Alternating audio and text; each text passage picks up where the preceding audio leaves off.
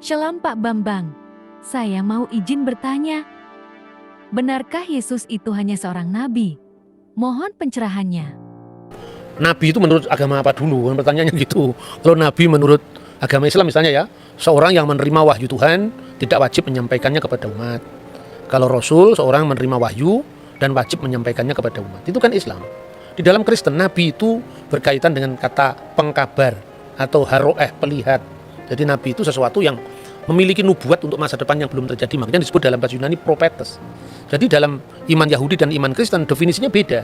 Nah, makanya Yesus itu hanya nabi. Kenapa disebut Tuhan? Pertanyaan harus diurai dulu makna nabi itu apa, ya toh?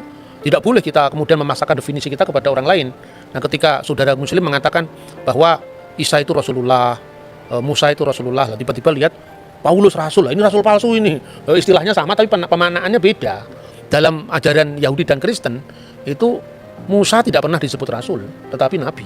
Gitu. Abraham disebut Nabi, tetapi tidak pernah disebut Rasul. Rasul itu bahasa Ibrani saliyah, bahasa Aramnya salihah, artinya utusan, kongregasi.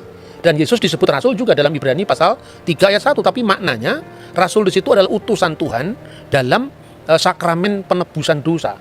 Seperti imam besar dulu adalah utusan Tuhan yang mewakili 12 suku Israel. Diasisteni oleh 70 tua-tua kan itu kan. Maka pola ini persis diteruskan oleh perjanjian baru. Yesus adalah imam besar perjanjian baru, makanya dia disebut rasul, mewakili 12 suku, sekarang dirohanikan. 12 suku itu sekarang adalah gereja, ya. 70 murid tapi bilangannya tetap sama, ada imam besar, ada 12 murid, ada 70 murid. Itu kan gambaran Yudaisme tentang imam besar yang menjadi utusan mewakili 12 suku, biasanya imam Lewi kan. Kemudian ada 70 tua-tua, ya, itu yang tercatat di sana. Itu jadi Yesus itu nabi juga, tapi nabi dalam makna yang berbeda dengan nabi Islam gitu loh. Dan nabi tidak dipertentangkan dengan ketuhanannya, karena jabatan imam besar itu ada jabatan Mesias atau sang Mesias itu imam, nabi, raja. Ini. Jadi Mesias itu raja, Mesias itu nabi, Mesias itu imam, itu dalam iman kita. Kalau soal Tuhan, kita kalau menyanyi di gereja-gereja karismatik, gereja-gereja Pentakosta itu kan Yesus Tuhan dan Allah kami itu kan. Jadi dalam hal ini Yesus adalah God sekaligus Lord. Saksi Yehova percaya Yesus itu Lord, Tuhan, tapi nggak percaya Yesus itu God. Karena apa? Dia masih rancu dalam memahami Yohanes pasal 1 ayat 1. Jadi Yesus disebut Allah itu bukan kemanusiaannya itu adalah Allah, tidak, tapi praeksistensi. Sebelum firman menjadi daging, firman itu sudah ada dan firman itu adalah Allah.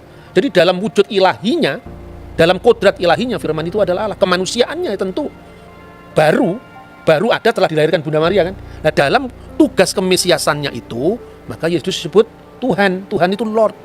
Dari mana teksnya? Kalau kita membaca misalnya di dalam Injil Markus ya, pasal 12 ayat 29 dan seterusnya, itu jelas ketika Yesus ditanya hukum apa yang paling utama dari segala hukum yang ada.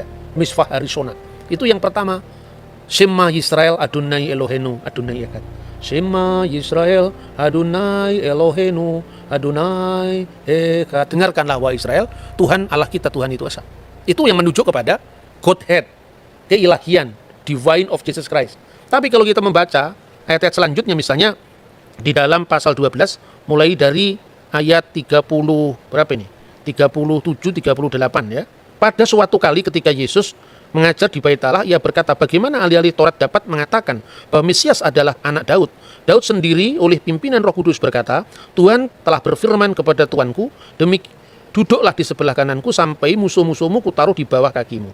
Daud sendiri menyebut dia tuannya. Bagaimana mungkin ia anaknya pula? Orang yang besar jumlahnya mendengarkan dia dengan penuh minat. Jadi Yesus itu anak Daud, betul, secara daging. Makanya Injil Matius diawali dari inilah silsilah Yesus Kristus, the book generation, ya, Sefer Toledot Yesua HaMasiah. Buku generasi, buku silsilah Yesus Kristus ben David, anaknya Daud ben Abraham. Jadi secara daging dia anaknya Daud karena dia keturunan Daud. Itulah yang merujuk pada kemanusiaan Yesus Kristus. Makanya orang banyak itu kan kaget.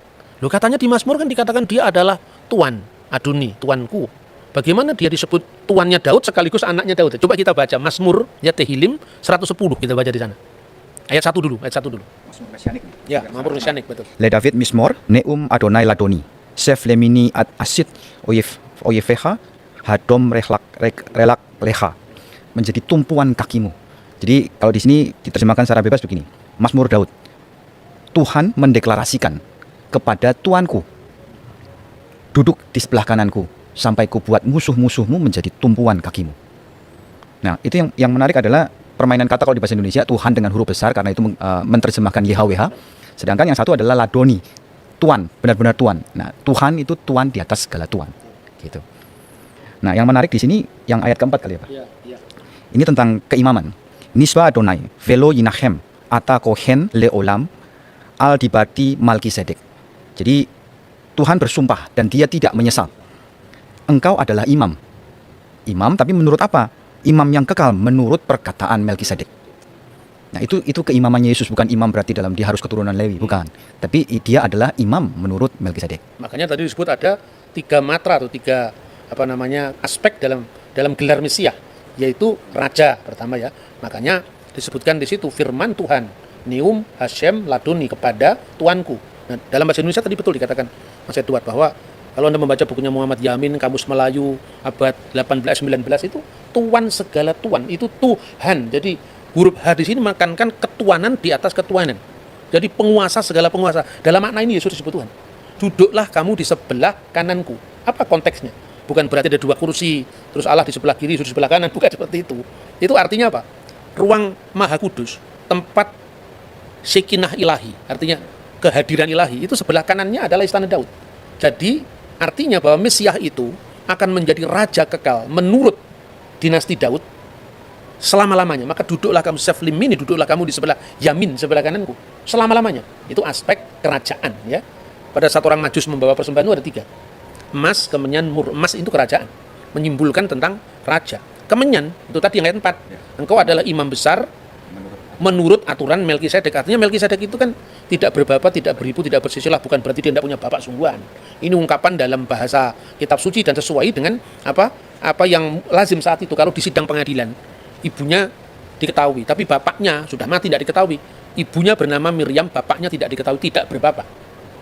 Ya, apater, bukan artinya dia lahir dari batu, bukan seperti itu. Itu konteksnya ungkapan-ungkapan seperti ini kalau orang awam kan sulit ya. Makanya kalau tidak paham membaca Alkitab dalam bahasa bahasa terjemahan letterlock, seperti yang misalnya terjemahan baru, silakan membaca Alkitab bahasa Indonesia masa kini, yaitu namanya terjemahan dynamic equivalent translation. Jadi diterjemahkan sesuai dengan maknanya, bukan bentuk bahasanya. Itu menarik. Jadi yang pertama raja, yang kedua imam, lambangnya adalah kemenyan, dan mur itu lambang penderitaan. Sekaligus juga bahan wangi-wangian kan mur itu. Jadi maka ketika Yesus itu diminyaki dengan minyak wangi dan mur, itu melambangkan via dulurusannya. Maka imam, nabi, raja. Nabi ini merujuk pada figur hamba Tuhan yang menderita yang dinubuatkan di dalam Yesaya pasal 53, Mazmur pasal 20 ayat 17. Jadi artinya kita tidak boleh menilai agama orang itu dari sudut pandang kita, tidak akan pernah bisa ketemu. Ini kan musimnya debat sekarang ya. Kalau musim durian itu lebih enak. Habis makan durian, makan manggis. Kalau musim debat begini, orang menang-menangan, tidak tahu metodenya bagaimana berbicara tentang agama lain ya. Kalau nanti nggak cocok terus merasa kalah, pembunuhan karakter, nyerang pribadi, itu bukan Indonesia itu. Indonesia tidak seperti itu. Jauh sebelum bangsa lain itu punya kesadaran tentang multikulturalisme, kita sudah punya Bhinneka Tunggal Ika. Jadi kira-kira seperti Oke Pak Bambang, penjelasan Anda sangat mencerahkan dan menguatkan iman kami. Terima kasih, Tuhan Yesus memberkati.